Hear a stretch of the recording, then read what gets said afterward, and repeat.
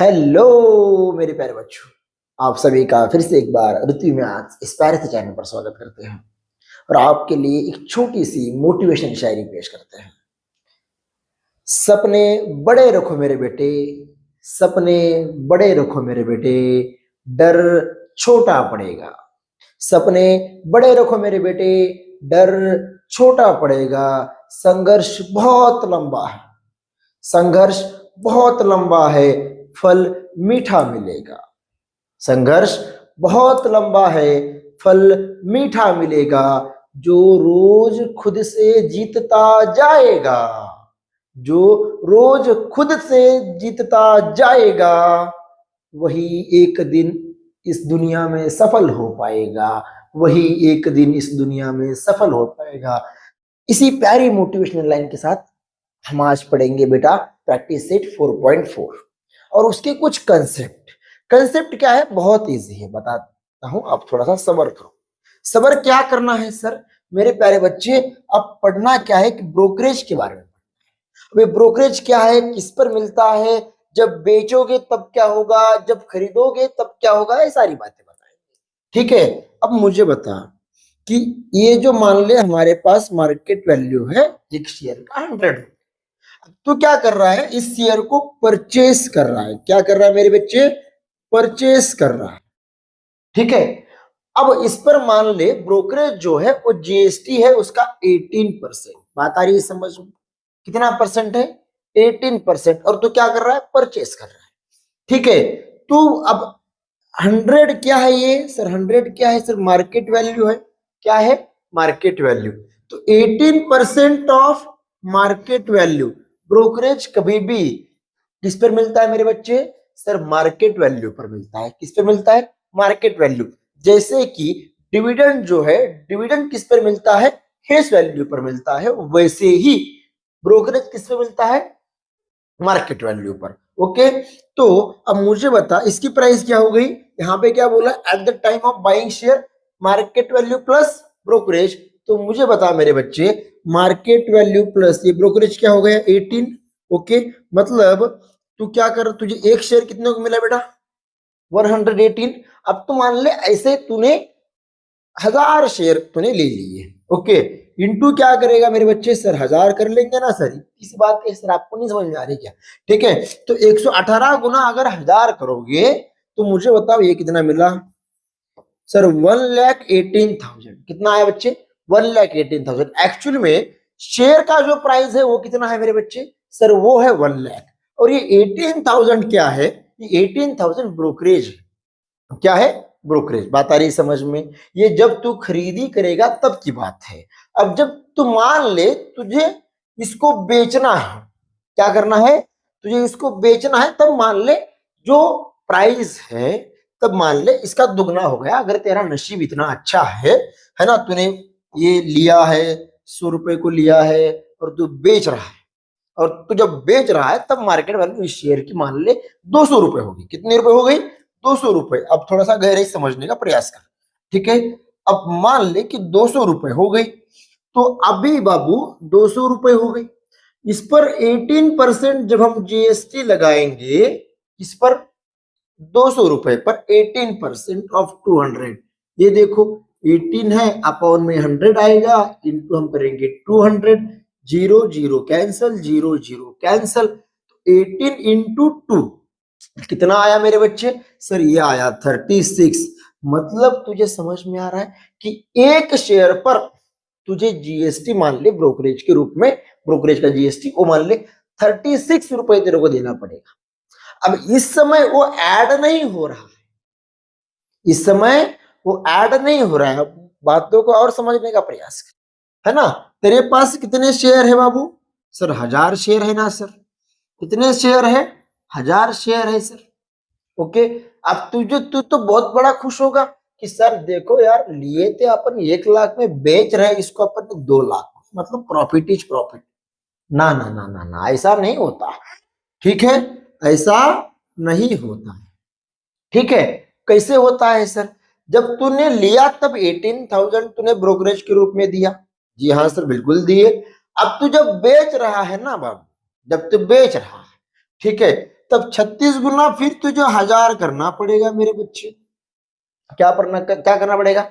1000 करना पड़ेगा। तो 36 गुना 1000 कितना आया सर? 36,000 आया सर, 36,000 आया। अब मुझे बता यहाँ पे क्या होगा कि तुझे 2 लाख रुपीज नहीं मिलेंगे रे बाबू, तुझे 2 लाख रुपीज नहीं मिलेंगे। कैसे सर? ऐसे थोड़ी ना होता है सर। हमें तो सर 200 मार्केट वैल्यू बताई है आपने, बट इसमें से अब तू बेच रहा है ना, तब वो ब्रोकरेज क्या होगा मेरे बच्चे? माइनस होगा। क्या होगा? माइनस होगा। मतलब 2 लाख में से तेरे को 36,000 क्या करना पड़ेगा? माइनस करना पड़ेगा। बातें समझ में आ रही है? जो बचे हैं पैसे वो तेरे जेब में आएंगे। सीधी सी बात है, इतनी सी बात है। समझ में आ रही? अब आगे जब हम क्वेश्चन सॉल्व करने जाएंगे, क्वेश्चन 1, क्वेश्चन 2, ठीक है, तो आपको समझना है इस बात को है मेरे बच्चे कि मार्केट वैल्यू पर हम क्या निकालेंगे? ब्रोकरेज निकालेंगे। और डिविडेंड हम किस पर निकालेंगे? सर फेस वैल्यू पर। अब ऐसे आगे और एक कंसेप्ट है कि ब्रोकरेज ऑन जीएसटी, जीएसटी जो है वो ब्रोकरेज पर भी लगता है। बातों को गहरे समझ। अभी जैसे मान ले कि जीएसटी जो है ये इस पर लग रहा है, अभी इस पर, ठीक है, तो इसका अलग से तुझे फाइंड करना पड़ेगा। ये छोटी छोटी बातें हम जब क्वेश्चन सॉल्व करेंगे तब हम आपको एकदम बढ़िया से बताएंगे। ठीक है बाबू? अब देखो क्वेश्चन नंबर जो है 1, ठीक है, ये बातें आप हमेशा ध्यान में रखना। कौन सी? At the time of buying, buying का मतलब होता है परचेस, मार्केट वैल्यू प्लस क्या आएगा? ब्रोकरेज। और eight the time of selling shares, जब हम सेल कर रहे हैं तो मार्केट वैल्यू माइनस क्या होगा? ब्रोकरेज। अब आते हैं क्वेश्चन नंबर 1 की तरफ। अब मुझे बता यहाँ पे क्या बोला गया है? क्या बोला गया है सर कि market value of the share is 200 rupees. जी हाँ बिल्कुल है सर, 200 रुपीज है। Okay, if the brokerage rate is 0.3%। बातों को और गहराई समझने का प्रयास कर। ब्रोकरेज का रेट कितना दिया है? 0.3। रेट की बात अलग है और अमाउंट की बात अलग है, इस बात को तुझे समझना है। ठीक है, अब then find the purchase value. क्या बोला है? Purchase value. जब हम शेयर को परचेस कर रहे तब हम क्या करते बाबू? सर इतू सा कार्यक्रम करते ना सर, मार्केट वैल्यू प्लस क्या करेंगे सर? ब्रोकरेज। और ये ब्रोकरेज क्या है? Brokerage is nothing but the amount of brokerage. ठीक है, इसका रेट दिया है, हमको अमाउंट फाइंड करना है।